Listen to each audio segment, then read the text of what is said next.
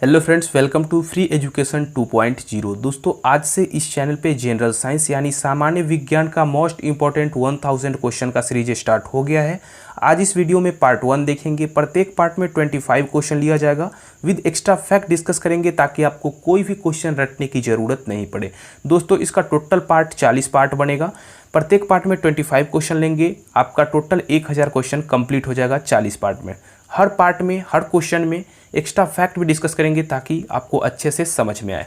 दोस्तों, प्रत्येक पार्ट का वीडियो देखने के लिए आप अभी चैनल पर नए हैं तो सब्सक्राइब कर लीजिए और पास बने बेल आइकन को प्रेस कर लीजिए ताकि प्रत्येक पार्ट आए तो आपके पास नोटिफिकेशन सबसे पहले पहुंचे। पहला क्वेश्चन से स्टार्ट करते हैं। पहला क्वेश्चन है, एक स्वस्थ मनुष्य के शरीर में प्रति 100 मिलीलीटर रक्त में लगभग कितने ग्राम हीमोग्लोबिन पाया जाता है। वीडियो को पॉज कर आप इसका आंसर लगा भी सकते हैं या लास्ट में आप वीडियो के कमेंट में बता सकते हैं कि 25 में से आपका कितना करेक्ट आंसर हुआ। दोस्तों, इसका सही आंसर ऑप्शन नंबर सी हो जाएगा, 12 से 16 ग्राम। एक स्वस्थ मनुष्य के शरीर में प्रति 100 मिलीलीटर रक्त में लगभग 12 से 16 ग्राम हीमोग्लोबिन पाया जाता है। दोस्तों, लाल रक्त कणों के अंदर 30 से 35% लाल रक्त कणों के अंदर 30 से 35% भाग हीमोग्लोबिन का होता है। हीमोग्लोबिन रक्त का मुख्य प्रोटीन तत्व है। अब बात करते हैं कि हीमोग्लोबिन बनता कैसे है, हमारे शरीर में हीमोग्लोबिन आता कैसे है, बढ़ता कैसे है। तो चुकंदर, आंवला, जामुन, पिस्ता, अनार, सेब, ये सब आयरन भरपूर मात्रा में देता है। जैसे फल फूल वगैरह हो गया, तो ये सब आयरन भरपूर मात्रा में हमारे शरीर में देता है और हीमोग्लोबिन को बढ़ा देता है। ठीक है, अगला क्वेश्चन देखते हैं। क्वेश्चन नंबर 2 है, सबसे छोटा जीवाणु यानी जीवाणु को इंग्लिश में बैक्टीरिया बोला जाता है, इसका लंबाई कितना होता है। तो इसका सही आंसर ऑप्शन नंबर बी हो जाएगा, 3 से 5 माइक्रोमीटर होता है। सबसे छोटा जीवाणु यानी बैक्टीरिया की लंबाई कितनी होती है, तो 3 से 5 माइक्रोमीटर होती है। ये बहुत ही छोटे जीवित पदार्थ हैं। बैक्टीरिया एक कोशिका वाले माइक्रोस्कोपिक जीव है। माइक्रोस्कोपिक जीव इसलिए बोला गया क्योंकि ये माइक्रोस्कोप से देखा जाता है, क्योंकि ये बहुत छोटा जीव होता है जो अन्य जीवों के अंदर और बाहर दोनों जगह लाखों की संख्या में होता है। ये मिट्टी के भीतर, समुद्र में और मानव आंत के अंदर रह सकता है। बैक्टीरिया के साथ मनुष्य का रिश्ता काफ़ी जटिल है। ठीक है, अगला क्वेश्चन देखते हैं। क्वेश्चन नंबर 3 है, जीवमंडल की सबसे छोटी कोशिका माइकोप्लाज्मा की लंबाई निम्न में से कितनी होती है। इसका correct answer option number C हो जाएगा, 0.3 माइक्रोमीटर होता है। जीवमंडल की सबसे छोटी कोशिका माइकोप्लाज्मा की लंबाई 0.3 माइक्रोमीटर होता है। दोस्तों, एक्स्ट्रा क्वेश्चन आपसे एग्जाम में ये भी पूछ सकते हैं कि जीवमंडल की सबसे छोटी कोशिका क्या होती है, तो माइकोप्लाज्मा होती है। सन 1898 में फ्रांस के वैज्ञानिक ई नोकार्ड तथा ई रॉक्स ने प्लूरोनिमोनिया से पीड़ित पशु के पार्श्व तरल में इन जीवों की खोज की है। ठीक है, माइकोप्लाज्मा की खोज जो है प्लूरोनिमोनिया से पीड़ित पशु के पार्श्व तरल में खोज किया गया है। किसके द्वारा? फ्रांस के वैज्ञानिक ई नोकार्ड तथा ई रॉक्स के द्वारा। कौन से वर्ष में? तो 1898 में। ठीक है, अगला क्वेश्चन देखते हैं। क्वेश्चन नंबर 4 है, निम्नलिखित में से कौन सी क्रिया गैल्वेनाइजेशन कहलाता है। तो इसका सही आंसर ऑप्शन नंबर डी हो जाएगा, लोहे पर जिंक की परत चढ़ाना। लोहे पे जिंक की परत चढ़ाना गैल्वेनाइजेशन कहलाता है। गैल्वेनाइजेशन एक धातु कार्मिक प्रक्रम है जिसमें इस्पात या लोहे के ऊपर जस्ते की परत चढ़ा दी जाती है, जिससे कि इन धातुओं पर क्षरण कहने का मतलब होता है जंग लगना। ठीक है, तो जंग लगना रुक जाता है। जैसे लोहे पर जिंक की परत चढ़ गया तो लोहे पे जंग लगना रुक जाएगा, तो इसी क्रिया को गैल्वेनाइजेशन कहा जाता है। अगला क्वेश्चन देखते हैं। क्वेश्चन नंबर 5 है, सरसों का पौधा कितने घंटों में अपने वजन के बराबर पानी अवशोषित कर सकता है। तो इसका correct answer option number B हो जाएगा, लगभग 5 घंटों में। लगभग 5 घंटे में सरसों का पौधा अपने वजन के बराबर पानी अवशोषित कर लेता है। अगला क्वेश्चन देखते हैं। क्वेश्चन नंबर 6 है, पृथ्वी को निम्न में से कौन सी परत सूर्य की अल्ट्रावायलेट किरणों से बचाती है। इसका सही आंसर ऑप्शन नंबर ए हो जाएगा, ओजोन परत। पृथ्वी को ओजोन परत सूर्य की अल्ट्रावायलेट किरणों से बचाती है। दोस्तों, आपके मन में ये भी सवाल आ सकता है कि अल्ट्रावायलेट क्या होता है, अल्ट्रावायलेट किरणें क्या होता है। तो अल्ट्रावायलेट किरणें विजिबल लाइट, इंफ्रारेड और रेडियो वेव्स की तरह ही अल्ट्रावायलेट लाइट भी इलेक्ट्रोमैग्नेटिक रेडिएशन है। ठीक है, क्या है? इलेक्ट्रोमैग्नेटिक रेडिएशन है जो कि रेडियो वेव्स की तरह ही है। ठीक है, अगला क्वेश्चन देखते हैं। क्वेश्चन नंबर 7 है, माचिस की तिल्ली पर निम्न में से किसका मसाला उपयोग होता है? तो इसका सही आंसर तो ऑप्शन नंबर बी हो जाएगा, फास्फोरस का। लेकिन एक्स्ट्रा क्वेश्चन ये बन सकता है और कई बार एग्जाम में पूछा भी गया है, ये काफ़ी ज़्यादा इंपॉर्टेंट एंड सेलेक्टेड क्वेश्चन है। कई बार एग्जाम में ये भी पूछा गया है कि माचिस की तिल्ली पर किस मसाला, डायरेक्ट पूछा गया है कि कौन से फास्फोरस या फिर किस मसाला का उपयोग किया जाता है, तो लाल फास्फोरस का। ठीक है, लाल फास्फोरस का। यहाँ तो फास्फोरस है तो डायरेक्ट फास्फोरस हो गया, लेकिन कौन से फास्फोरस का यूज किया जाता है? तो लाल फास्फोरस का यूज किया जाता है। ठीक है, जो कि जलने में काफ़ी सहायक होता है। लाल फास्फोरस जो होता है वो जलने में काफ़ी सहायक होता है, तभी वो माचिस की तिल्ली जो है उसके कवर पे यानी डब्बे पे घर्षण होता है तो मतलब तुरंत से जल जाता है। ठीक है, अगला क्वेश्चन देखते हैं। क्वेश्चन नंबर 8 है, प्राणियों के वैज्ञानिक नाम लिखने के लिए निम्न में से किस भाषा का प्रयोग किया जाता है? तो इसका सही आंसर ऑप्शन नंबर बी हो जाएगा, लैटिन भाषा का यूज किया जाता है प्राणियों के वैज्ञानिक नाम लिखने के लिए। ठीक है, अगला क्वेश्चन देखते हैं। क्वेश्चन नंबर 9 है, निम्न में से कौन सा ग्रह हरे रंग का प्रकाश उत्सर्जित करता है? तो इसका सही आंसर ऑप्शन नंबर बी हो जाएगा, वरुण ग्रह। वरुण को इंग्लिश में नेपच्यून भी बोला जाता है। क्या बोला जाता है?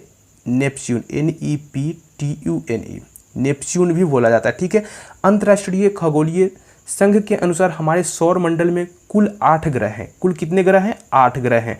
एक है बुध ग्रह। आप ध्यान में रख लीजिएगा, एक्स्ट्रा फैक्ट जितने भी मैं बता रहा हूँ वो काफ़ी ज़्यादा इंपॉर्टेंट है, एक्स्ट्रा क्वेश्चन के तौर पे ये सब बनता है। ठीक है, बुध ग्रह हो गया, शुक्र ग्रह हो गया, शुक्र हो गया, पृथ्वी हो गया, मंगल हो गया,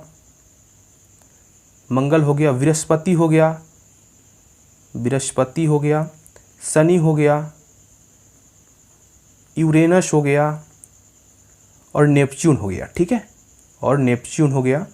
नेपच्यून को हिंदी में वरुण बोला जाता है। ठीक है दोस्तों, वरुण बोला जाता है। इनके अतिरिक्त 3 बौने ग्रह और हैं, सिरिस, प्लूटो और एरिस। सिरिस, प्लूटो और एरिस 3 बौने ग्रह भी हैं इनके अतिरिक्त। ठीक है, और हमारे सौर मंडल में कितने ग्रह हैं? तो 8 ग्रह होते हैं। अगला क्वेश्चन देखते हैं। क्वेश्चन नंबर 10 है, विकसित होने पर रीढ़ की कुल हड्डियों की संख्या निम्न में से कितनी होती है? तो इसका correct answer option number B हो जाएगा, 26। विकसित होने पर रीढ़ की कुल हड्डियों की संख्या 26 हो जाती है। मानव शरीर में 206 हड्डियाँ होती है। मानव शरीर में, वयस्क मानव शरीर में टोटल 206 हड्डियाँ होती है, वयस्क मानव शरीर में। ठीक है, वही शिशुओं में 270 से 300 तक हड्डियाँ पाई जाती है। 270 से 300 तक हड्डियाँ पाई जाती है शिशुओं में। ठीक है, और वयस्क मानव शरीर में 206 हड्डियाँ पाई जाती है। विकसित होने पर रीढ़ की कुल हड्डियाँ 26 हो जाती है। ठीक है, अगला क्वेश्चन देखते हैं। क्वेश्चन नंबर 11 है, कॉर्निया और लेंस के बीच की दूरी को निम्न में से क्या कहा जाता है? तो इसका सही आंसर ऑप्शन नंबर डी हो जाएगा, एक्वस चैम्बर कहा जाता है। कॉर्निया और लेंस के बीच की दूरी को निम्न में से क्या कहा जाता है? तो एक्वस चैम्बर कहा जाता है। दोस्तों, आपसे एग्जाम में ये भी पूछा जा सकता है कि आँख का कौन सा भाग दान किया जाता है? तो कॉर्निया भाग दान किया जाता है। आँख का कौन सा भाग दान किया जाता है? तो कॉर्निया भाग दान किया जा सकता है। एक एक्स्ट्रा क्वेश्चन बन सकता है। एक सामान्य व्यक्ति में स्पष्ट दृष्टि की न्यूनतम दूरी जो होता है वो 25 सेंटीमीटर होता है। कितना होता है? 25 सेंटीमीटर होता है। न्यूनतम दूरी देख सकता है 25 सेंटीमीटर, और अधिकतम जो है वो देखने की क्षमता अधिकतम अनंत है। ठीक है, इनफाइनाइट। अगला क्वेश्चन देखते हैं। क्वेश्चन नंबर 12 है, रुधिर को थक्का बनाने में निम्न में से कौन सी कोशिका सहायक होती है? तो इसका सही आंसर ऑप्शन नंबर सी हो जाएगा, प्लेटलेट्स कोशिका। रुधिर को थक्का बनाने में प्लेटलेट्स कोशिका सहायक होती है।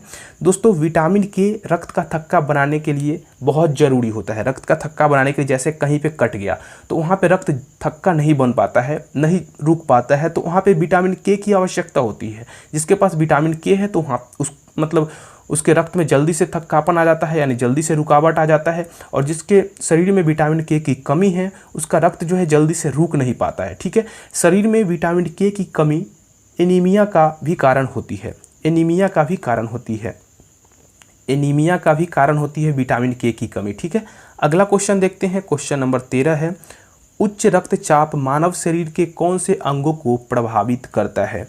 उच्च रक्तचाप जो है मानव शरीर के शरीर के उपयुक्त दोनों अंगों को प्रभावित करता है, मस्तिष्क को भी और वृक्क को भी, दोनों को प्रभावित करता है। अगला क्वेश्चन देखते हैं, क्वेश्चन नंबर 14 है, रक्त थक्का बनाने या स्कंदन में किस प्रोटीन की आवश्यकता होती है? तो इसका correct answer option number A हो जाएगा, फाइब्रिनोजन। रक्त थक्का बनाने या स्कंदन में किस प्रोटीन की आवश्यकता है, यहाँ पे प्रोटीन यूज किया गया है, ठीक है, तो ये फाइब्रिनोजन प्रोटीन की आवश्यकता होती है। अगला क्वेश्चन देखते हैं, क्वेश्चन नंबर 15 है, ग्रीन हाउस इफेक्ट के लिए निम्न में से कौन सी गैस प्रभावी होती है? तो इसका सही आंसर हो जाएगा option number C, carbon dioxide. दोस्तों इसको शॉर्ट में CO2 लिखा जाता है। डाइऑक्साइड कहने का मतलब है डबल ऑक्साइड, ठीक है ना, 2 ऑक्साइड, और सी का मतलब तो कार्बन होता ही है। तो carbon dioxide, green house effect के लिए कार्बन डाइऑक्साइड गैस प्रभावी होती है। अगला क्वेश्चन देखते हैं, क्वेश्चन नंबर 16 है, पसीने में निम्न में से कौन कौन से पदार्थ होते हैं? तो इसका सही आंसर ऑप्शन नंबर डी हो जाएगा, उपर्युक्त सभी। ऑप्शन ए में है यूरिया, ऑप्शन बी में है नमक और ऑप्शन सी में है लैक्टिक अम्ल। तो पसीने में ये तीनों पदार्थ पाए जाते हैं, यूरिया भी, नमक भी और लैक्टिक अम्ल भी, ठीक है। अगला क्वेश्चन देखते हैं, क्वेश्चन नंबर 6 है, क्वेश्चन नंबर 17 है, शरीर के प्रतिरक्षा तंत्र में किस प्रोटीन का उपयोग किया जाता है? शरीर के प्रतिरक्षा तंत्र में ग्लोबुलिन प्रोटीन का उपयोग किया जाता है, ग्लोबुलिन प्रोटीन का उपयोग किया जाता है। ग्लोबुलर प्रोटीन का ही हिस्सा है, ठीक है ना, ग्लोबुलिन जो है ये ग्लोबुलर प्रोटीन का ही हिस्सा है, जिसका आणविक वजन एल्ब्यूमिन से भी अधिक है, एल्ब्यूमिन से भी अधिक है। यह शुद्ध पानी में अघुलनशील होता है। शुद्ध पानी में ग्लोबुलिन प्रोटीन जो है ये अघुलनशील होता है, लेकिन नमक के पानी में ये घुल जाता है, ठीक है। ये ऐसा प्रोटीन है जो शुद्ध पानी में अघुलनशील होता है लेकिन नमक के पानी में घुल जाता है। यह प्रोटीन अंडे में पाया जाता है, ग्लोबुलिन प्रोटीन जो है ये अंडे में पाया जाता है। अगला क्वेश्चन देखते हैं, क्वेश्चन नंबर 18 है, मानव शरीर में आमाशय कितने घंटे तक भोजन का संग्रह कर लेता है? तो इसका सही आंसर हो जाएगा ऑप्शन नंबर ए, 4 से 5 घंटे। मानव शरीर में आमाशय कितने घंटे तक भोजन का संग्रह कर लेता है? तो 4 से 5 घंटे। अगला क्वेश्चन देखते हैं, क्वेश्चन नंबर 19 है, प्लाज्मा में उपस्थित मुख्य प्रोटीन निम्न में से कौन सी है? तो इसका सही आंसर हो जाएगा ऑप्शन नंबर डी हो जाएगा, उपर्युक्त सभी। प्लाज्मा में उपस्थित मुख्य प्रोटीन जो है ये कौन कौन से हैं? तो एल्बुमिन है, ग्लोबुलिन है, फाइब्रिनोजन है, ये तीनों हो जाएगा, ठीक है, ये तीनों हो जाएगा, एल्बुमिन, ग्लोबुलिन, फाइब्रिनोजन, ये तीनों प्रोटीन हो जाएगा। अगला क्वेश्चन देखते हैं, क्वेश्चन नंबर 20 है, मेढक अपने भोजन को पचाने में किस अम्ल का उपयोग करता है? तो मेढक जो है अपने भोजन को पचाने में ये हाइड्रोक्लोरिक अम्ल का यूज करता है, यानी HCl हो जाएगा। HCl इसका शॉर्ट है, मतलब संक्षेप नाम है, संक्षेप देख सकते हैं, HCl लिखा जाता है इस तरह से, यानी हाइड्रोक्लोरिक लिक्विड यानी अम्ल, ठीक है ना। अगला क्वेश्चन देखते हैं, क्वेश्चन नंबर 21 है, निम्नलिखित में से कौन पानी का शुद्धतम रूप है? तो इसका correct answer option number C हो जाएगा, वर्षा का पानी। वर्षा का पानी जो है ये पानी का बिल्कुल शुद्धतम रूप है, इसको कोई गंदा नहीं कर सकता है, ठीक है ना। तो वर्षा का पानी ऊपर से जो आता है ये शुद्धतम रूप है पानी का, ठीक है। अगला क्वेश्चन देखते हैं, क्वेश्चन नंबर 22 है, निम्नलिखित में से कौन सा तत्व मानव शरीर के विकास के लिए अत्यंत आवश्यक है? तो इसका सही आंसर हो जाएगा ऑप्शन नंबर ए, विटामिन।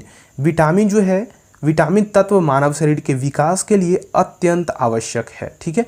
अगला क्वेश्चन देखते हैं, क्वेश्चन नंबर 23 है, कौन सा रक्त समूह सर्वदाता है जो सभी रक्त समूह यानी सभी ब्लड ग्रुप को रक्त प्रदान कर सकता है? तो दोस्तों इसका सही आंसर ऑप्शन नंबर बी हो जाएगा, ओ ब्लड ग्रुप, ठीक है। आप सुनते होंगे B group, B blood group या B positive blood group, A positive blood group, इस तरह से आप सुनते होंगे। तो ये ओ ब्लड ग्रुप जो है वो सभी रक्त समूह सर्वदाता है, ठीक है। सभी रक्त में ये ओ ब्लड ग्रुप चल सकता है, कहीं भी दान देना होगा तो सभी ब्लड ग्रुप, सभी रक्त समूह सर्वदाता है, यानी सभी रक्त में ये चल सकता है, मिल सकता है, ठीक है। अगला क्वेश्चन देखते हैं, क्वेश्चन नंबर 24 है। क्वेश्चन नंबर 24 में है, निम्न में से किन किरणों के प्रकीर्णन से नाभिक के आकार का आकलन किया जा सकता है? तो इसका सही आंसर ऑप्शन नंबर डी हो जाएगा, अल्फा कण। ऑप्शन नंबर ए हो जाएगा अल्फा कण, ठीक है। ऑप्शन नंबर ए हो जाएगा अल्फा कण। अगला क्वेश्चन देखते हैं, क्वेश्चन नंबर 25 है, एक सामान्य मनुष्य के अग्नाशय में लगभग कितने लैंगरहैंस द्वीप होते हैं? तो इसका सही आंसर हो जाएगा लगभग 10 से 20 lakh. Option number D correct हो जाएगा। एक सामान्य मनुष्य के अग्नाशय में लगभग कितने लैंगरहैंस द्वीप होते हैं? तो लगभग 10 से 20 लाख लैंगरहैंस द्वीप होते हैं। ठीक है, तो क्वेश्चन नंबर 25 यानी आज का पार्ट 1 कंप्लीट हो गया। मैं आशा करता हूँ आपकी ये कंप्लीट वीडियो पसंद आया होगा, एक्स्ट्रा फैक्ट अच्छे से समझ में आया होगा। अगर अच्छा लगा तो लाइक जरूर कर दीजिएगा और कमेंट करके बताइएगा कि 25 में से आपका कितना करेक्ट आंसर हुआ। फिर मिलते हैं नेक्स्ट पार्ट के साथ। Bye bye, take care.